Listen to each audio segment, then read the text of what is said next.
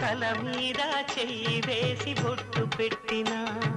తాళి బొట్టు మెడను కట్టి బొట్టు పెట్టినా తల మీద చెయ్యి వేసి బొట్టు పెట్టినా తాళి బొట్టు మెడను కట్టి బొట్టు పెట్టినా సన్ని కళ్ళు తొక్కినా సప్తపదులు మెట్టినా సన్ని కళ్ళు తొక్కినా సప్తపదులు మెట్టినా మనసు మనసు కలపడమే